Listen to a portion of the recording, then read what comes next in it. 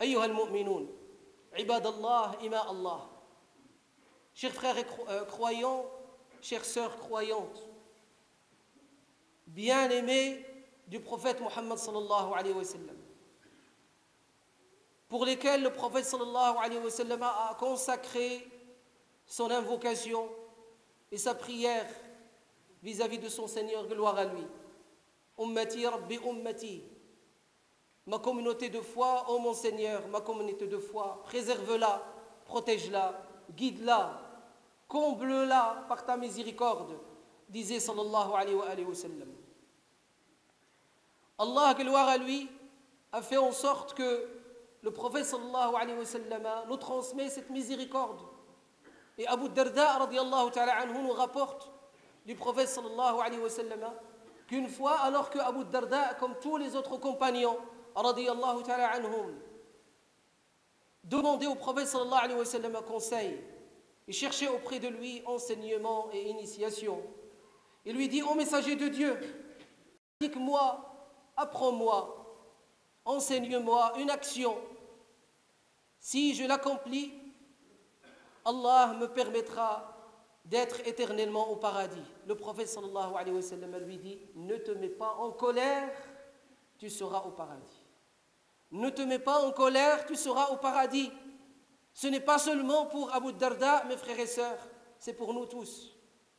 Et c'est pour cela que si aujourd'hui on n'apprend que cet enseignement, si on ne retient que cet enseignement, qu'on s'imprègne de ce renseignement et cet enseignement du prophète sallallahu alayhi wa sallam, et que nous quittons ce lieu béni, après la fin de cette adoration bénie, que nous retournions à nos travaux, à nos activités, à nos études, à nos familles, avec cette miséricorde de ne pas être quelqu'un de colérique et de s'éloigner et se préserver de la colère, nous serons bien sûr parmi les bien guidés et nous vivrons cette miséricorde qu'a enseigné Muhammad sallallahu alayhi wa sallam.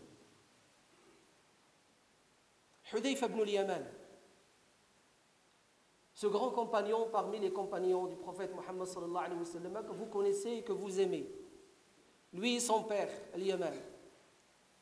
Hudayfa ibn al-Yaman, comme vous le savez, le prophète sallallahu alayhi wa sallam a fait de lui son confident. Katimu sirri Rasulillahi sallallahu alayhi wa sallam, ce n'est pas n'importe qui. Hudayfa ibn al-Yaman lui-même disait, écoutez bien et réfléchissez au dire de Hudayfa ibn al-Yaman: soyons éclairés par nos intelligences, allumons la lumière de notre intelligence et écoutez ce que dit Hudayfa ibn al-Yaman. Et vous connaissez ce hadith. Et parmi vous, et nous tous, il y en a qui le connaissent par cœur. Il y en a carrément qui l'ont utilisé dans des exhortations, qui l'ont entendu à travers des discours et des cours, qui l'ont lu dans les livres de la sunna du prophète alayhi salatu wassalam. Hudayfa ibn al-Yaman nous dit: les gens, c'est-à-dire les compagnons, les sahaba radiyallahu anhum, demandaient au prophète sallallahu alayhi wa sallam qu'est-ce qu'il en deviendra de bien pour la communauté, qu'est-ce qui serait dans le futur un bien pour l'humanité. Et moi seul, je demandais au prophète sallallahu alayhi wa sallam qu'est-ce qu'il en deviendra de mal, qu'est-ce qui nous touchera par le préjudice et toute l'humanité dans le futur, afin de m'en préserver. Et vous connaissez ce hadith. Il a été rapporté dans les authenticités par plusieurs versions. Mais soyons éclairés par notre intelligence et regardez la miséricorde que Muhammad sallallahu alayhi wa sallam a placée dans ses compagnons radiyallahu anhum. Regardez ce que dit Hudayfa ibn al-Yaman. Il dit les gens, tous les compagnons radiyallahu anhum, ils demandaient que ce qui est positif pour l'humanité auprès du prophète sallallahu alayhi wa sallam. C'est-à-dire que ces compagnons-là, tous ceux qui ont appris de Muhammad sallallahu alayhi wa sallam cet islam, avaient une vision positive, une vision de l'islam et de ce qu'a ramené Muhammad sallallahu alayhi wa sallam, vision de miséricorde, de clémence, d'affection et de bien.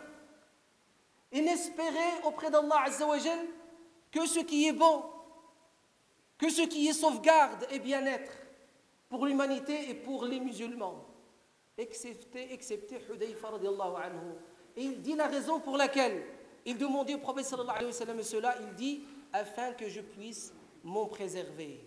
Cet exemple de nos compagnons radiallahu ta'ala anhum que nous aimons, les compagnons de notre bien-aimé Muhammad sallallahu alayhi wa sallam, cet exemple que je dois vous citer, que je viens de vous citer, doit susciter en nous cette même impression. L'impression qui imprime en nous cette affection de Muhammad sallallahu alayhi wa sallam pour l'humanité, cette miséricorde de Muhammad sallallahu alayhi wa sallam pour l'humanité.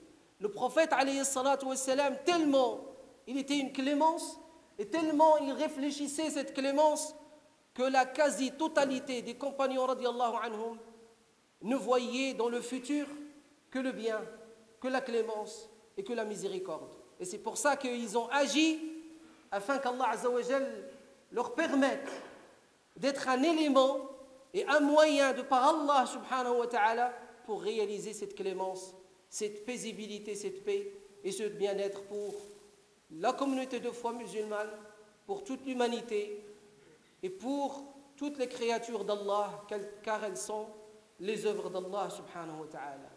أسأل الله جل في علاه أن ينفعني وإياكم بالقرآن العظيم ويجعلني وإياكم من متبعي هدي وسنة نبيه الأمين. اللهم صل على محمد وعلى آل محمد كما صليت على إبراهيم وعلى آل إبراهيم وبارك على محمد وعلى آل محمد كما باركت على إبراهيم وعلى آل إبراهيم في العالمين إنك حميد مجيد.